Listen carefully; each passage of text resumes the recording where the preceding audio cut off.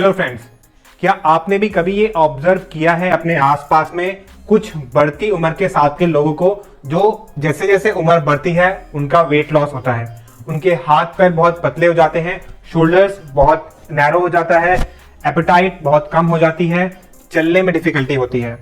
As an whole मैं देखता हूं कि जैसे जैसे उनकी उम्र बढ़ती चली जाती है शरीर का वजन कम होता चला जाता है। क्या आपने कभी गौर किया है आपके पेरेंट्स के लिए ये सब बातों को लेके, या फिर जो आपके ग्रैंड पेरेंट्स हैं उन सबको इन सब बातों को लेके? आज का टॉपिक है सार्कोपीनिया, यानी कि क्यों किसी लोगों को जैसे जैसे उम्र बढ़ती है उनका शरीर का वजन कम होता है। इस टॉपिक को हम लोग बोल सकते हैं muscle loss as we age. ये जो मसल लॉस होता है जैसे जैसे एज बढ़ती है, इसको हमारी भाषा में एट्रोफी भी बोलते हैं। मतलब ये होता है कि हमारी जो बड़ी मांसपेशियां हैं, कि जैसे कि हमारी बाइसेप्स है या फिर हमारी क्वाड्रिसेप्स है या फिर हमारी पीठ की जो बड़ी स्केलेटल मसल्स जो होती हैं, उसका डीजनरेशन शुरू होता है। और जब ये डीजनरेशन शुरू होता है तो हमारा जो क्वालिटी ऑफ स्ट्रेंथ होता है और जितनी हमारी काबिलियत होती है काम करने की, वो धीरे धीरे घटती चली जाती है। अब सार्कोपीनिया यानी कि ये जो मसल लॉस होता है, ये आपको इनिशियली दिखाई देता है जो आपके शरीर की जो सबसे बड़ी मांसपेशियां होती हैं, यानी कि शुरुआत में आपको अपनी थाई मसल, जिसको हम लोग क्वाड्रिसेप्स बोलते हैं, उस पर दिखाई देगा। जैसे कि आप देख सकते हैं कोई बहुत बुजुर्ग आदमी है, उसकी जो पैर की मांसपेशियां होंगी वो बहुत ज़्यादा पतली हो जाती हैं। आप आराम से अगर वहाँ पे हाथ लगाएंगे तो आप फील कर सकते हैं कि उनकी जो नीचे की बोन है, फीमर बोन, उसको आप पैल्पेट कर सकते हैं।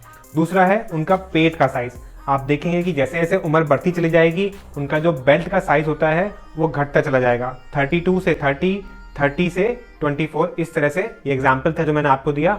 उनका कमर का साइज कम होता चला जाएगा।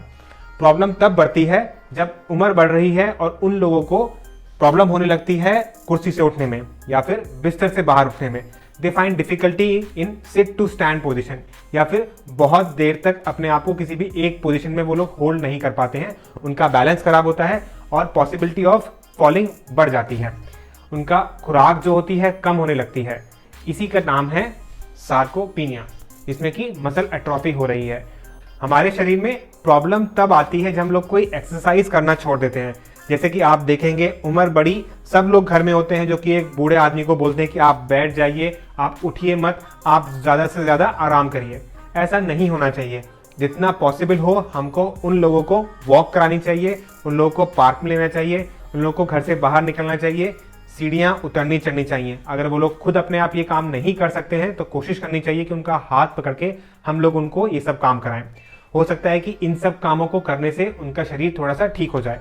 ये जो इमोबिलिटी वाला कंटेंट आता है कि आप बैठ जाइए, आप लेटे रहिए, इसकी वजह से ज़्यादा प्रॉब्लम आती है।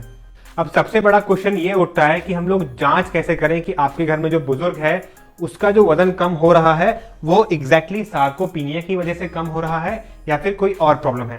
सबसे पहले आपको जो ऑब्जर्व करना है कि उनका करंट जो वेट है वो कितना है, और जो rate of progression of weight loss है वो किस हिसाब से बढ़ रहा है। अगर उनका वजन लगातार कम होता जा रहा है, जो मसल मास है वो कम होता जा रहा है, जो उनके इंच हैं वो अगर कम होते जा रहे हैं, तो इसका ये मतलब है कि उनकी बॉडी से वेट लॉस हो रहा है and most probably the person is suffering from sarcopenia. अब सबसे बड़ा क्वेश्चन ये होता है कि हम इस सार्कोपीनिया को या फिर एज रिलेटेड जो मसल लॉस हो रहा है उसको कैसे कंट्रोल कर सकते हैं। तो नंबर 1 ऑप्शन है आपके पास में कि आप उस पेशेंट को वॉक कराइए, एक्सरसाइज कराइए। अगर आपका पेशेंट खुद अपने आप एक्सरसाइज कर सकता है तो इससे अच्छी कोई बात नहीं है। बॉडी वेट एक्सरसाइज यानी कि पुशअप्स, पुलअप्स, सिटअप्स, चिनअप्स, इन तरह की बहुत सारी बॉडी वेट एक्सरसाइज वो अपने आप कर सकते हैं, जिससे कि the rate of progression of जो वेट लॉस होता है वो थोड़ा कम होता है।